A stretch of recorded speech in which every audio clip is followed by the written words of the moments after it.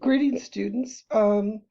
Today we're going to be discussing Bandura's social learning theory. It's a theory that I really like. I think Bandura is doing terrific work on trying to understand how we learn to behave aggressively, how we can counter aggressive stimuli in our environment.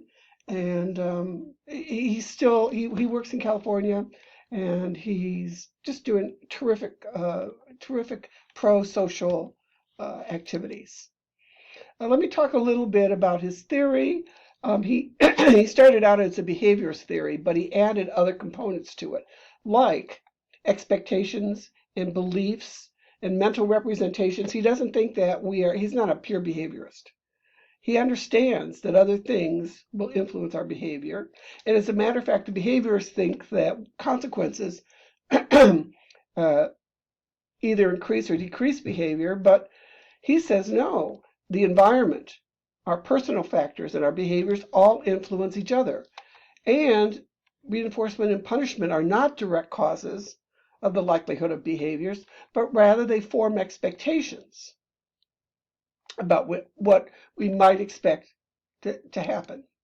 And so here is this kind of triad of influences that we need to consider, not just that the environment, either a reinforcer or a punisher, increases or decreases the behavior, but there are personal factors involved, cognitive factors, and each of these elements influence each other. Here are two important ideas to think about when you learn about his theory. One is that he emphasizes vicarious learning.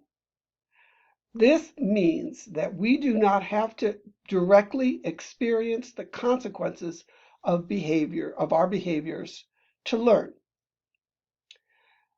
I can give you a very clear example. You've probably encountered sometime in your life when you're driving down the highway and you see a police car pull over another car that is speeding. What do? I know what I do. I slow down. I do not have to directly get a speeding ticket to learn not to speed. I can observe that consequence happening to somebody else, and I can learn from that. Secondly is the idea of modeling. In that particular instance, the other driver was just serendipitously my model for that activity. But in communicating with others, we can deliberately choose models that have certain characteristics in order to reach the audience that we are trying to impact. Bandura is famous for his 1961 study that examined how children responded to violence.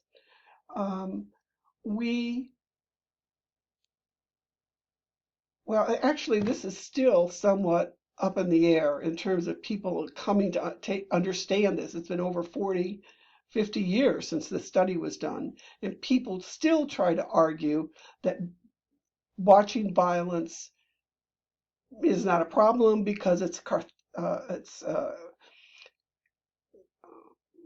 promotes a catharsis, meaning instead of being violent myself, I can watch somebody else be violent, and that takes care of my impulses. Well, that's not true. It's just not.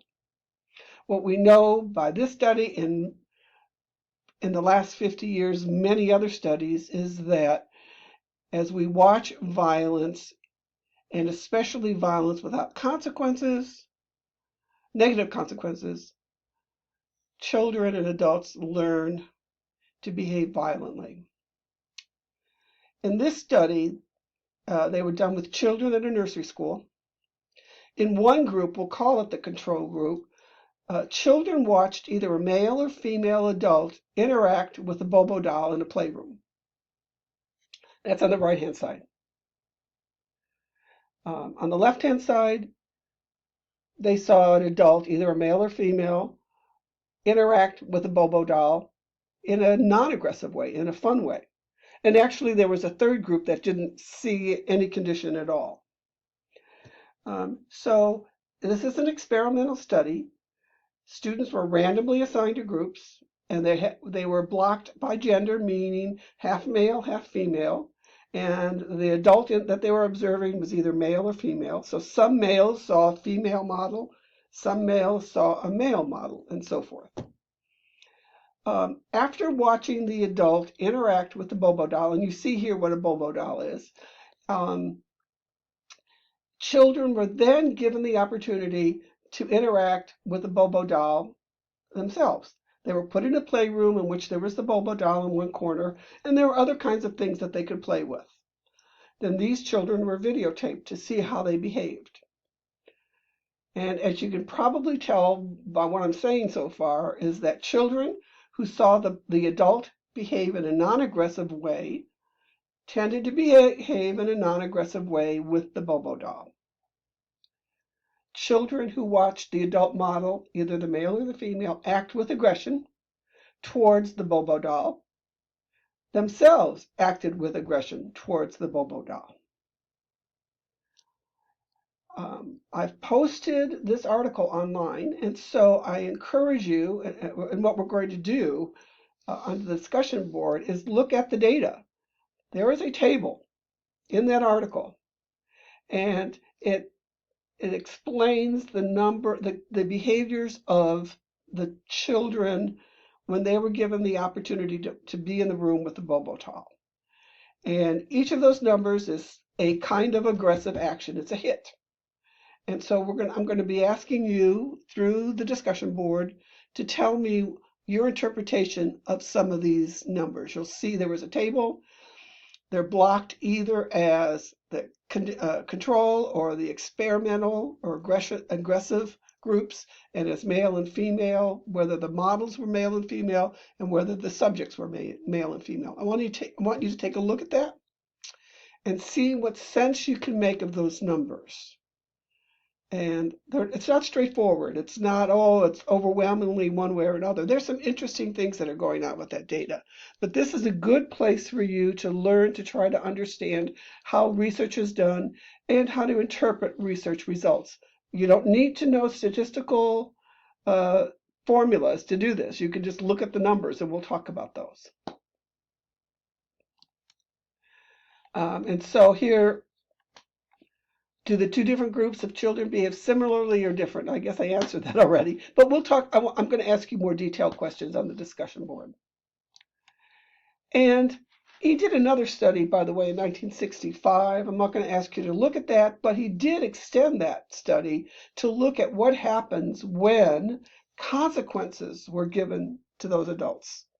Those adults were either rewarded or punished or had nothing happen to them on the basis of their aggressive behavior. So those of you that want to go further, you can look at this 1965 study as well. Broadly speaking, we can say that we learn from models, but there are some conditions that must be met. We have to be paying attention to them. We have to retain, there's some retention of understanding what happened to the model, the consequences that happened.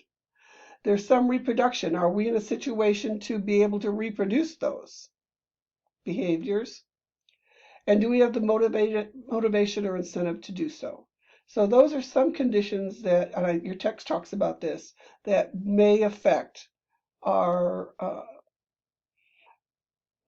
learning to exhibit a behavior from a model. I would like to encourage you, this is a very short conversation we're having. I'm going to stop now. I'm going to ask you to view a video from the library, and you go again to the library tab, and you're going to search on the term Albert Bandura, and you're going to select films or videos. And it is the video by Alexander Street Press. It's a Davidson film. I think that you should be familiar with the Davidson films by now. It's about 45 minutes, I think. I want you to look at as much as you can from this video. There is a transcript available alongside the video, so if you're having a hard time hearing the video or learning from it, there is a transcript alongside it. I want you to take a look at it and get a flavor for the work that he has done. Um, Again, I thank you for your attention. This is a short conversation. And most appropriately for this module, I can say honestly that um, I wish you a good day, and let's leave here learning to be kinder to each other. Thank you. Bye now.